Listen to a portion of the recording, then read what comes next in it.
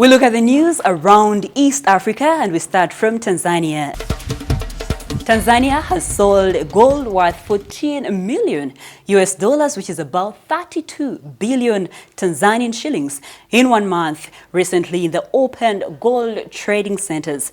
A statement issued by the Tanzania Information Services quoted the Minister for Minerals, Dito Biseko, as saying the gold was sold to 21 new gold trading centers across the country in 1 month.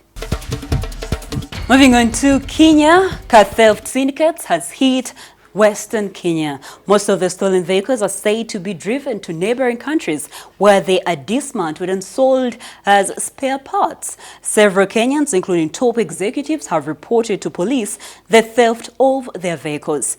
Kenya's Daily Nation reports that the past 3 months has seen more than 10 vehicles stolen in Bonnet County, with some yet to be recovered.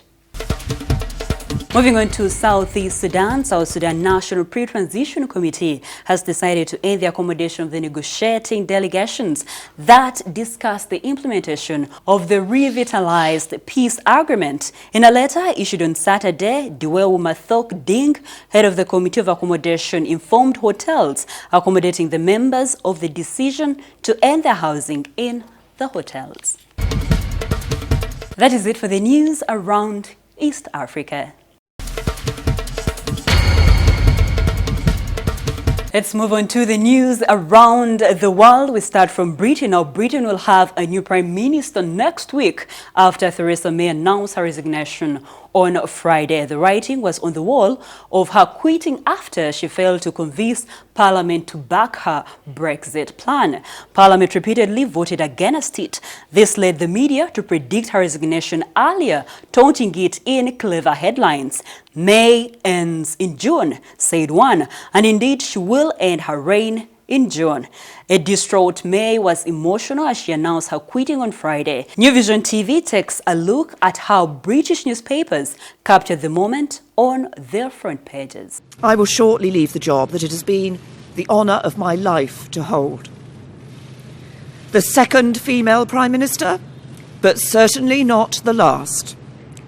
I do so with no ill will, but with enormous and enduring gratitude to have had the opportunity to serve the country I love.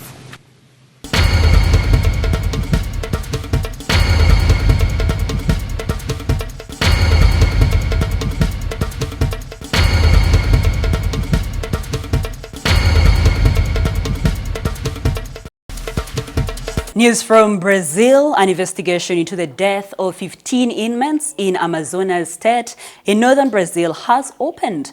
This was after prisoners clashed in jail on Sunday during visiting hours at the facility located some 28 kilometers from state capital Manaus. Some of the inmates were stabbed with sharpened toothbrushes while others were stabbed, said Colonel Almeida.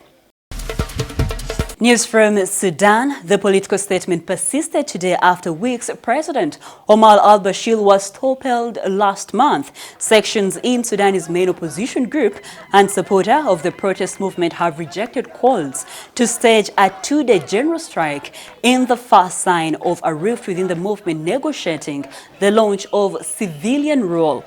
Talks between leaders of the umbrella protest movement, the Alliance for Freedom and Change, and army generals who seized power after ousting autocrat Bashir deadlocked after who should lead a new governing body, a civilian or a soldier.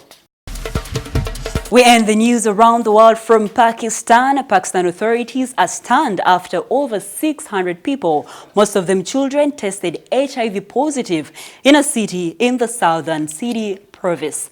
Concern grew after hundreds of people were allegedly infected by a doctor using a contaminated syringe in Ratodero city and surrounding villages of Lakana district.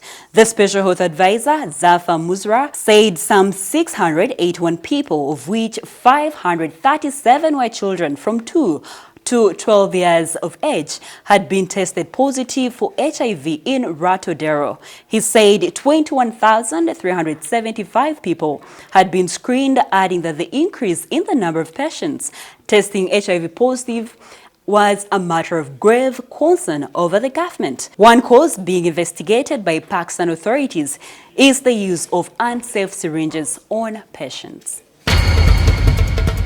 That is it for the news around the world.